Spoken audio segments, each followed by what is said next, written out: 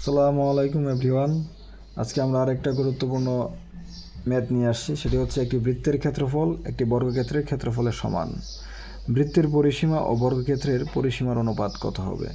তো প্রশ্ন শুরুতে হচ্ছে বৃত্তের ক্ষেত্রফল আর বর্গক্ষেত্রের ক্ষেত্রফল হচ্ছে পরস্পর সমান।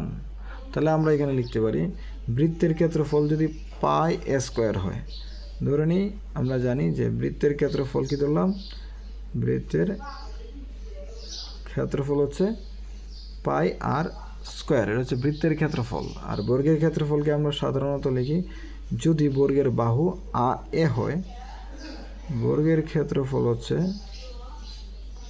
ধরে নিলাম বর্গের একটি বাহুর দৈর্ঘ্য হচ্ছে এ, তাহলে ক্ষেত্রফল কত হবে এ স্কোয়ার। আর এখানে ছিল বৃত্তের ব্যাসার্ধ যদি আর হয় তাহলে ক্ষেত্রফল হবে পাই আর স্কোয়ার।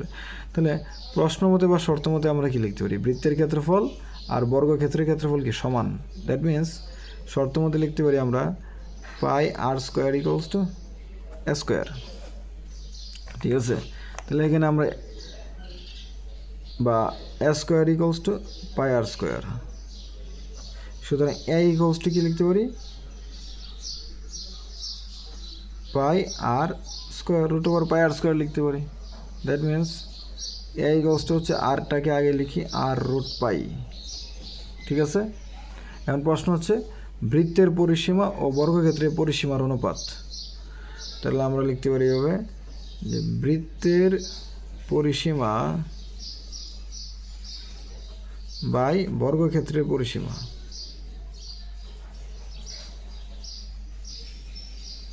বর্গক্ষেত্রের পরিসীমা, এটা হচ্ছে প্রশ্ন। তো বৃত্তের পরিসীমা, বৃত্তের ব্যাসার্ধ যদি আর হয়, বৃত্তের পরিসীমা মানে কি বা পরিধি, পরিসীমা মানে কি আসলে পরিধি বোঝাচ্ছে 2πr।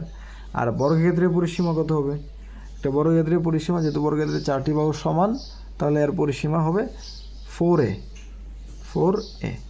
এই যদি একটি বর্গ হয়, এটা যদি এটা হয়ে 4টা বাহু যদি সমান, সুতরাং এর পরিধি কত হবে 4a। তাহলে আমরা যদি এখানে ভ্যালুগুলো বসাই দিই 2πr, আর এর ভ্যালু কত পাইছিলাম আর রুট পাই, সো এখানে লিখি আর রুট পাই। তাহলে আমরা আর ক্যান্সেল লিখতে পারি 2π/√π। চাইলে আমরা এটাকেও রুট পাই, কিন্তু এখানে পাই মানে কি, পাই মানে হচ্ছে root pi into root pi, so এটাকে লিখতে পারি 2√π/1। এখানে কাটাকাটি করে লিখতে পারি 2√π/1। সুতরাং এটা অনুপাতটা কত হবে 2√π/1। ঠিক আছে, তো আশা করি বুঝতে পেরেছ। Thank you.